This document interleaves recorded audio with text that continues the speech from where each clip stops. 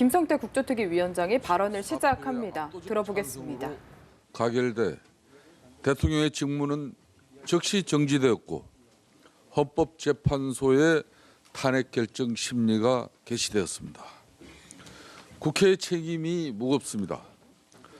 국회는 대통령 탄핵 소추에 대한 사유와 그 정당성을 명확히 증명해야 합니다. 광장에서부터 비롯한 민의를 헌정 질서 안에서 풀어나가야 합니다. 특위의 책임 또한 막중합니다. 박근혜 정부에서 이뤄진 국정농단 의혹에 대해 우리 특위는 그 진상을 철저히 규명해야 할 것이며 참석한 정인들은 청문을 통해 국민들에게 진실을 낱낱이 고해야 할 것입니다. 우리 특위는 그동안 두 차례의 기간 보고와 6일과 7일 양일간의 청문회를 통해 최순실 등 민간인이 국가기관을 사익 추구의 도구로 삼았으며 정부 고위직 인사에 개입한 정황 등을 확인할 수 있었습니다. 아울러 정경련 및 대기업 등에 대한 인사개입, 출연금 강제 이런 사실을 또 밝혀낸 바 있습니다. 이는 우리 특위의 진실을 향해 나가고자 하는 치열한 노력과 국민 여러분의 적극적인 관심이 있었기 때문에 가능한 일이었습니다. 출석한 정인들께서도 이번 국정조사를 국민적인 큰 관심으로 인식하고 무겁게 받아들이고 있으리라 믿습니다.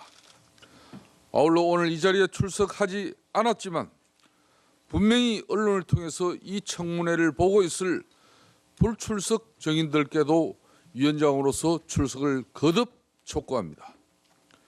여러분이 국정농단에 대하여 아는 것이 있고 누린 것이 있다면 이 자리에 출석하여 진실을 말함으로써 그 대가를 치러야 할 것이고 해명할 바가 있다면 그 또한 이 자리를 빌어 국민들에게 솔직히 이야기해야 할 것입니다.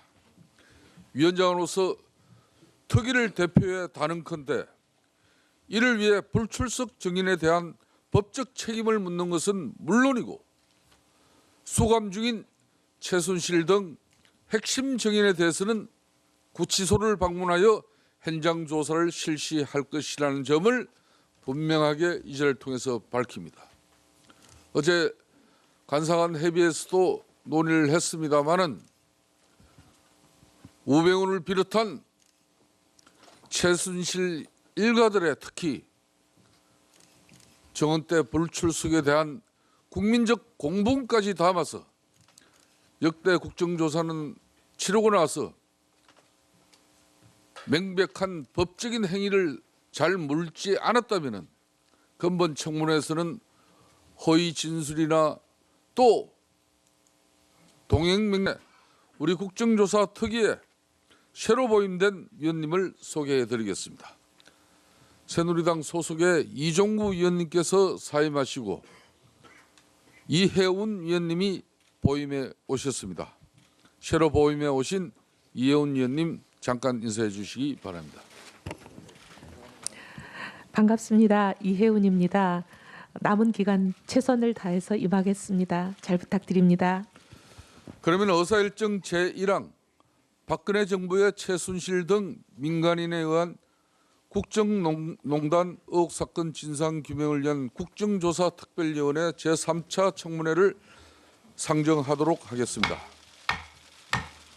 오늘 청문회 정인으로 출석하신 분들은 13인입니다. 정인 명단은 유인물을 참고하여 주시기 바랍니다. 그리고 조효옥 정인 등 3인이 불출석 사유서를 제출하고 출석하지 않았습니다. 불출석 사유서는 복사본을 참고하시기 바랍니다. 그럼 먼저 정인 선서를 받도록 하겠습니다.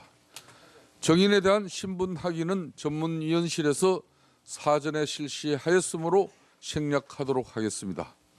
정인 선서를 받는 이유는 국회가 국정조사를 실시함에 있어서 정인으로부터 양심에 따라 숨김없이 사실대로 정언하겠다는 서약을 받기 위한 것입니다. 만약 정인이 정당한 이유 없이 선서 또는 정언을 거부하거나 정언 중 모욕적인 언행 등으로 국회의 건의를 훼손한 때, 선서한 정인이 허위의 진술을 한 때에는 국회에서 정언 감정 등에 관한 법률에 따라서 고발될 수 있음을 엄중히 알려드립니다. 또한 국회에서 정인으로 조사받은 자는 이 법에서 정한 처벌을 받는 외에 그 정언으로 인하여 어떠한 불이익한 처분도 받지 아니한다고 규정되어 있음을 알려드립니다. 즉, 이 조항은 국회의 국정조사 과정에서 행한 정언 답변으로 인해 다른 목적으로 불이익 처분을 받지 않게 되어 있으므로 진솔하게 정언하라는 취지입니다. 한편 형사소송법 제148조의 규정에 의하여 자기가 친족관계에 있는 자가 형사소추 또는 공사후 제기를 당하거나 유죄 판결을 받은 사실이 반로될 염려가 있는 정언을 거부할 수 있음을 알려드립니다.